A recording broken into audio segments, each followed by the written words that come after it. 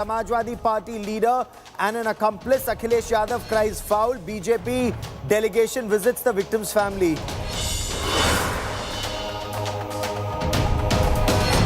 Violent protests grip United Kingdom. Arson, vandalism, clashes erupt as asylum seekers clash with far-right groups on the streets of the United Kingdom.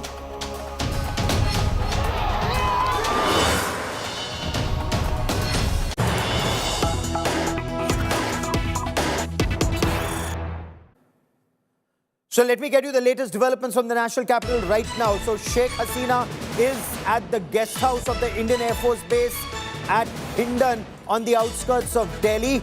Her final travel plans haven't been finalized just as yet. Her aircraft had stopped in Delhi to refuel on the outskirts of Delhi at the Hindon Air Force Base. C-130J Hercules aircraft that flew her from harm's way to safety from Bangladesh to the Hindon Air Base. Now, since she isn't the Prime Minister of Bangladesh, since she wasn't given any official protocol, her aircraft did not land at the Indira Gandhi International Airport in Delhi. Her aircraft landed at the Hindon Air Base on the outskirts of Delhi. It's a crucial military air base where you have the C-17 transport aircraft and the C-130J Hercules transport aircraft at that base. That's where her aircraft stopped, refueled, but she's still there. There's a high-level meeting that's been going on at the Prime Minister's residence in 7 Lok Kalyan Marg. Apart from the Prime Minister, as you can see in those images, you have Raksha Mantri Rajnath Singh, Finance Minister Nirmala Sitharaman, Home Minister Amit Shah, External Affairs Minister Dr. S. Jaishankar, the Cabinet Secretary, the Defence Secretary, secretaries to government related to this, they're all there in this very crucial meeting.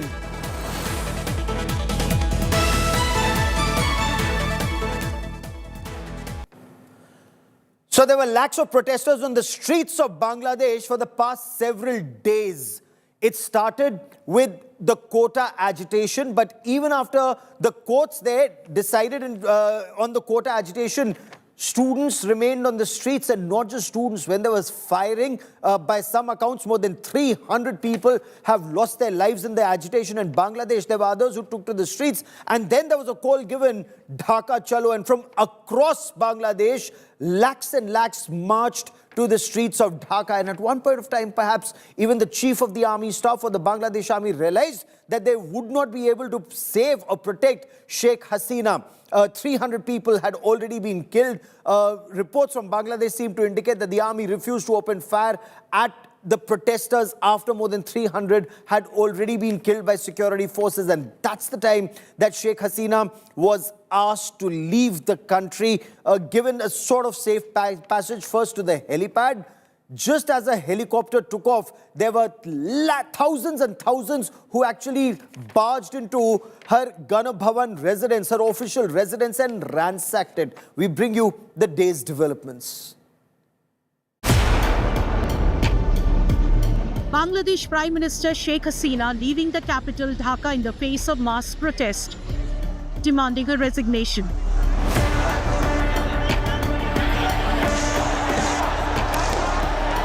Sources say Hasina left Gana Bhavan, her official residence, with her sister Rehana for a safer place in Mi-17 chopper. Hasina first flew to Kurmitola and then took a Bangladesh Air Force C-130J Hercules to fly out of Bangladesh.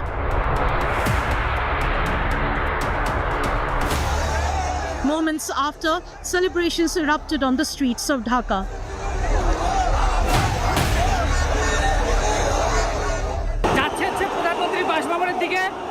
আমরা ওই জায়গায় ঘেরাও দেব এরপর দেখবো যে সে আছে কিনা সম্ভবত সে নেই বাংলাদেশ এই 14 বছর পর আবার 16 বছর পর আবার স্বাধীন হলো আমরা সংগ্রাম করে শুধু লেগে রাখবো না তাদের স্থান আমাদের বুকে যে ছাত্র ভাইরা আমাদের শহীদ হয়েছে তাদের স্থান আমাদের কলজার ভিতরে আমাদের আজকে খুব ভালো লাগছে আমাদের মনে হচ্ছে যে আমরা আবার একটা দেশ স্বাধীন করলাম সেজন্য আমরা এসেছি আমরা সবাই খুব খুব খুশি আমি আমার হাজবেন্ড আমরা আজকে রোজা আছি আল্লাহর কাছে দোয়া চেয়েছি Protesters vandalized the statue of Sheikh Mujibur Rahman, the founder of Bangladesh and Sheikh Hasina's father. A huge crowd even stormed the Prime Minister's residence. They walked through the grounds of Sheikh Hasina's residence, boating through ponds and water bodies, cheered with chairs and other furniture, chilled on the bed, looted memorabilia and utensils, and hugged men in uniform. Next, the protesters lay siege to the Bangladeshi parliament.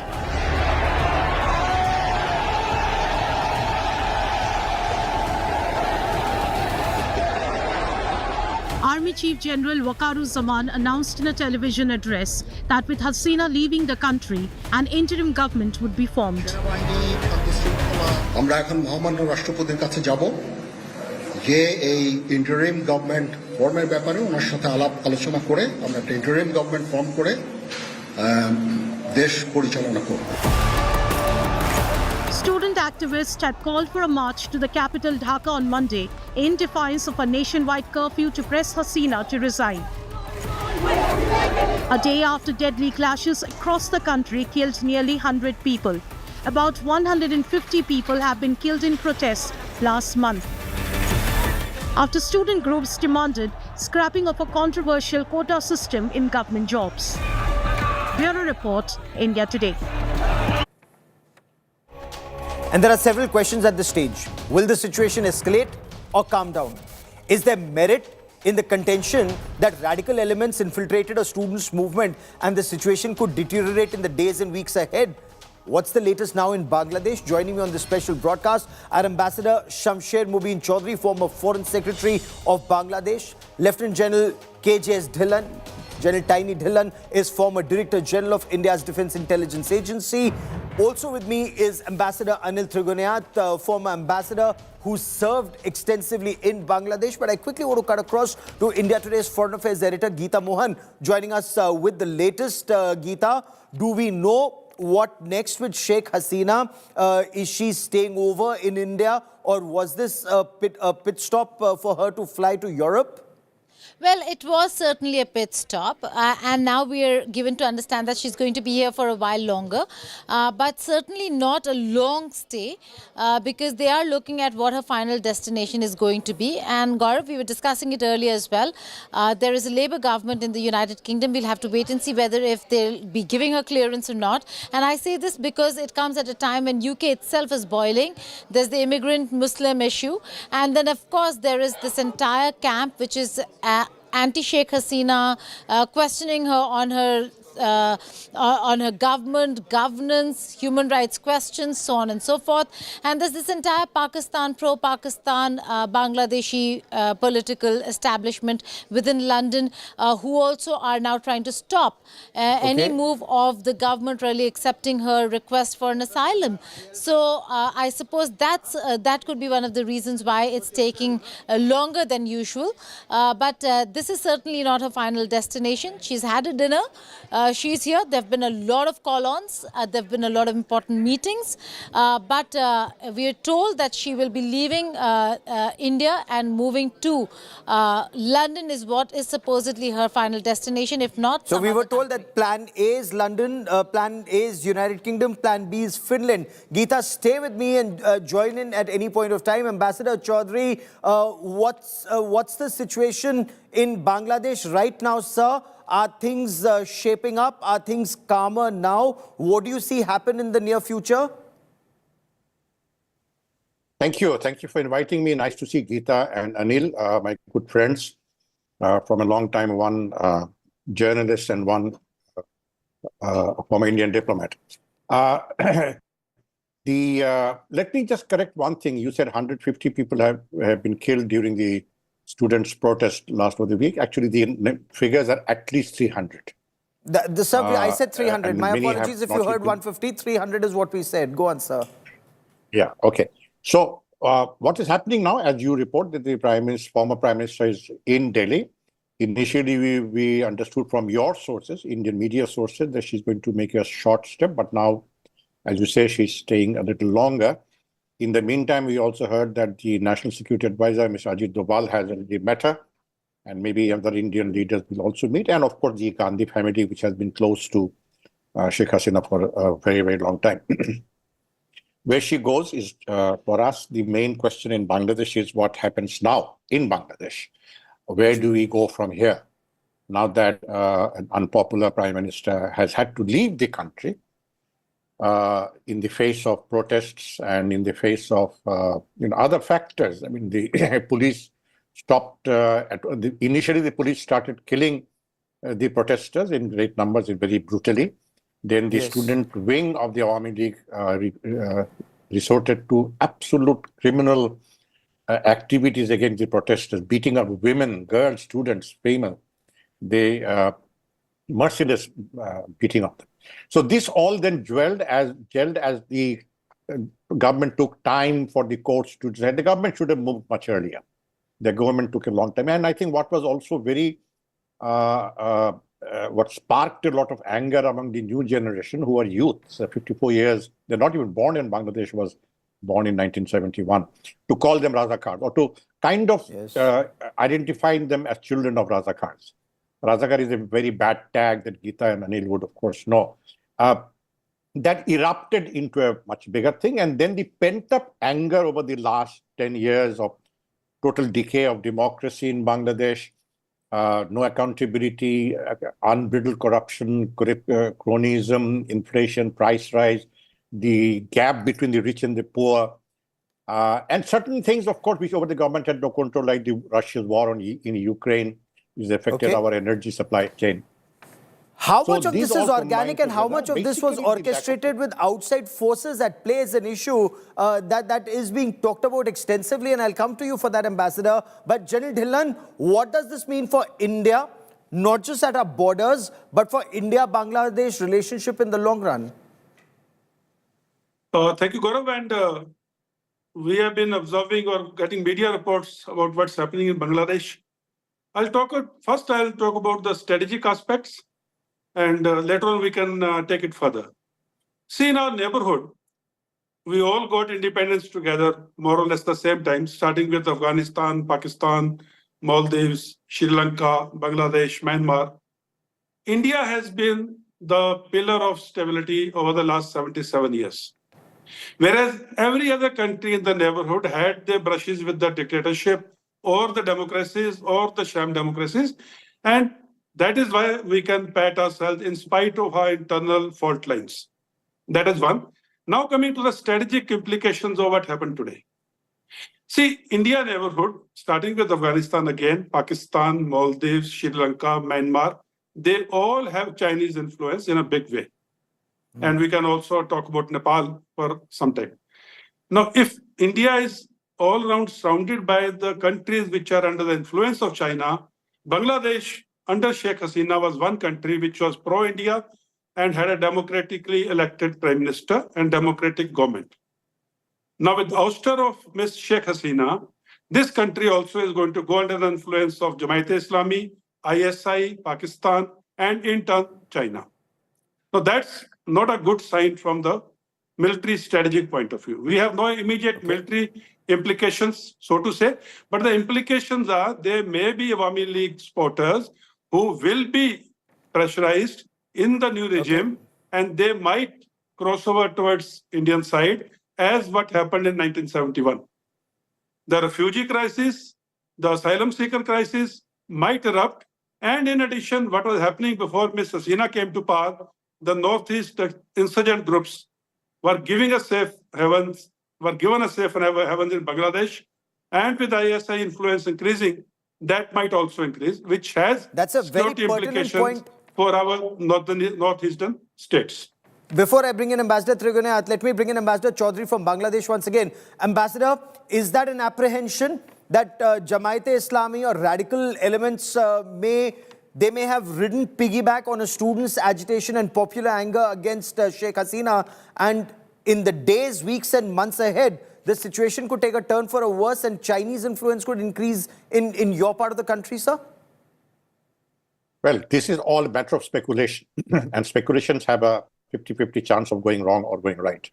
Now, the fact is that what General Dhillon said that Sheikh Hasina was a democratically elected prime minister. This is where I find serious exception to.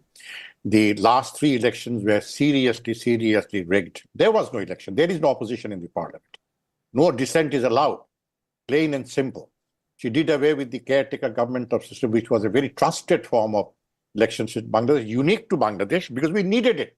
Unlike India, where your election process enjoys public trust, our don't at the moment. And Sheikh Hasina created that situation.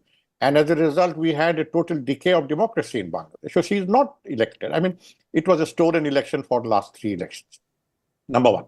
Number two, that the sense of being dismissive to anything, any genuine,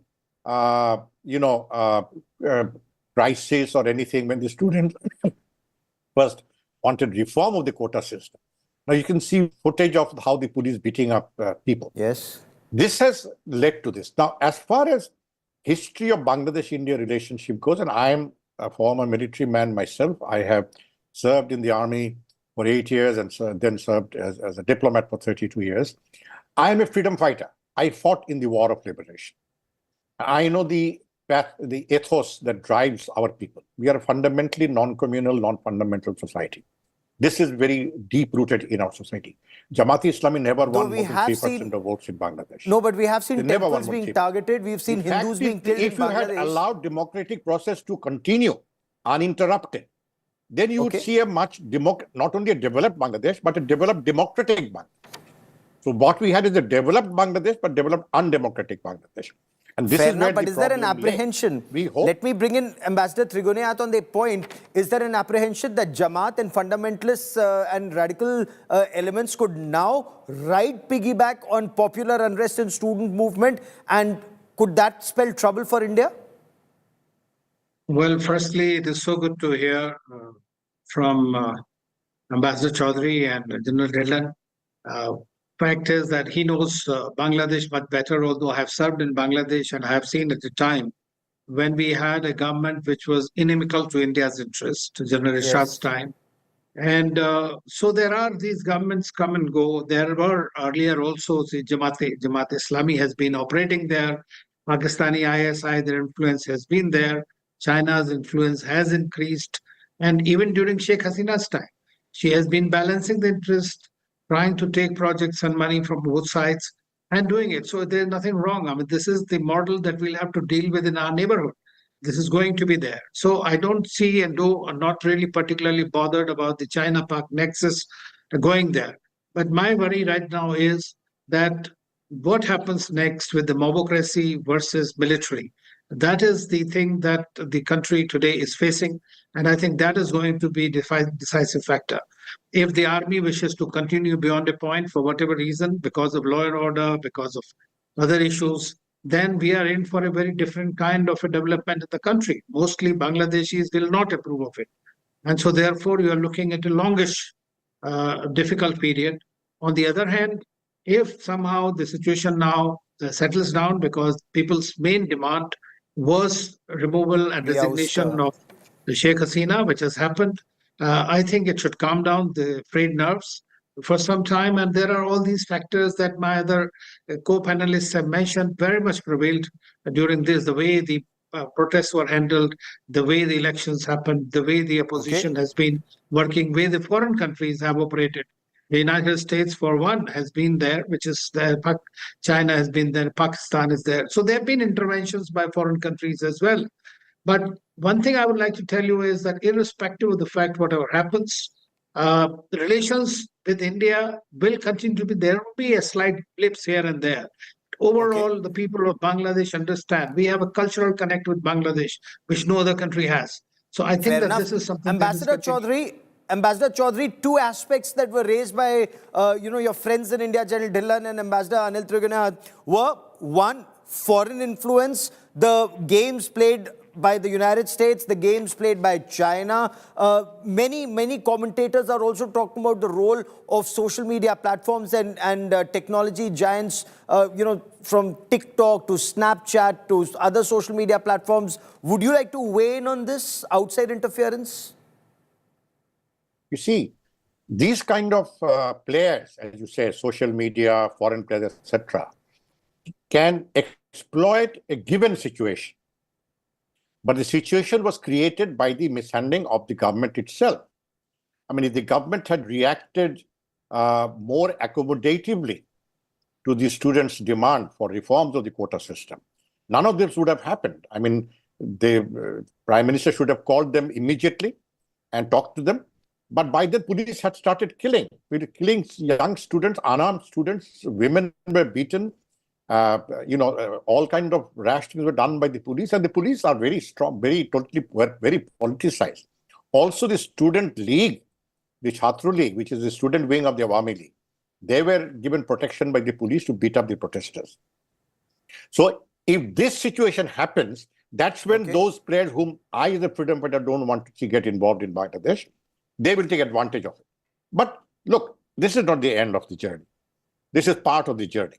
What will happen is we hope that we'll come out of it in a more democratic form, where we'll have stable relationship, where starting with our very birth, where India's role was very, very critical, would be recognized and would play a role. We are bound by history and geography, not just by culture, but bound by history and geography.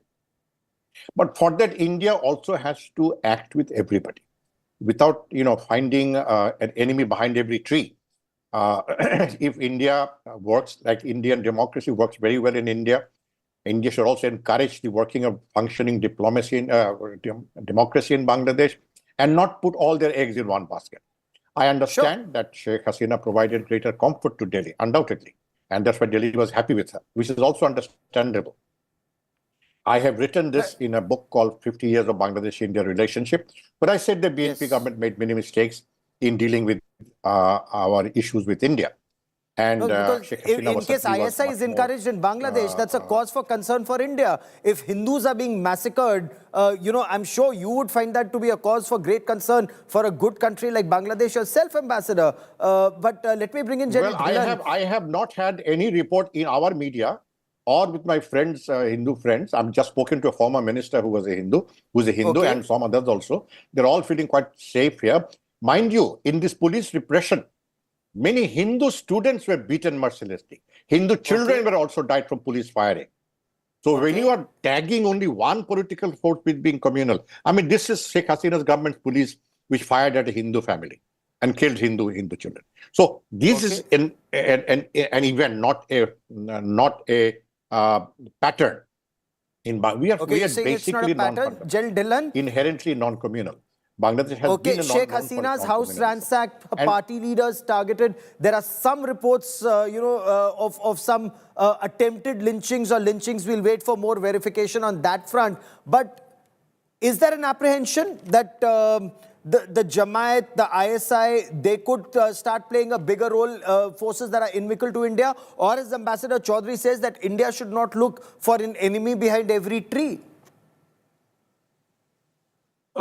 See, what happens is, Pakistan per se will not leave any chance of trying to disrupt or disturb India's internal peace.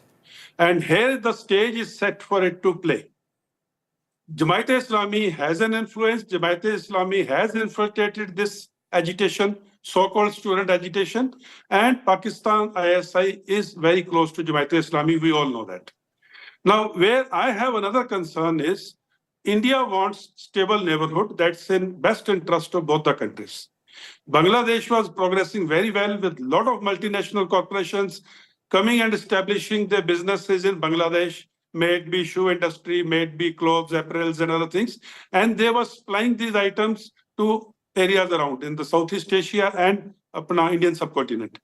Now with this type of disturbances and this type of mobocracy which has been seen today, how much of those MNCs will get benefited or the confidence to continue to do business in Bangladesh? Bangladesh economy was developing well. I think that is a concern. When the economy doesn't go well, then this mobocracy will increase. Then this instability will increase. And we all know it. When there is an unstable playing ground, the worst players come and play in those areas. And the worst players in the subcontinent are Jamaat-e-Islami, ISI, Pakistan. Period. Okay, Ambassador Trigonayat, mobocracy on the streets, you have mobs on the streets, and you have the army that's calling for an interim government minus Sheikh Hasina's party. What do you see happen in Bangladesh over the next several days and weeks, sir?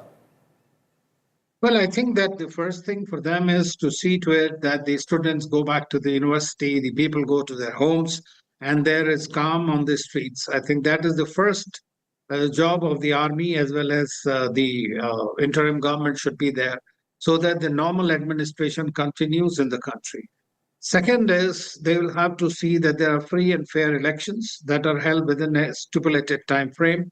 And thirdly, we hope that the army generals don't have ambitions beyond this, and they would like to return the power back to the people. Because if that does not happen, seeing Bangladesh's history and the people's character, they are not going to tolerate it. And so that's why there is going to be a certain element of instability. We don't want that. We want a strong Bangladesh. We want a stable Bangladesh and all of our neighborhood, for that matter, including Pakistan. But at the moment, it is difficult to say which way things will move, because as of now, as of this minute, we don't say things are moving down. Of course, the major demand for the people has been met with the removal of Sheikh Hasina. So we reported the Arab Spring. Are we seeing a Bangla Spring right now? And will it lead to stability or more chaos? We'll be tracking that story very, very closely. Ambassador Chaudhary, Ambassador Trigonath, and General Dhillon, as always, many thanks for joining me. The situation does remain on the edge in Bangladesh. Will it now stabilize or take a turn for the worse? We'll be reporting that story. A quick break. News and updates continue on India Today. Stay with us.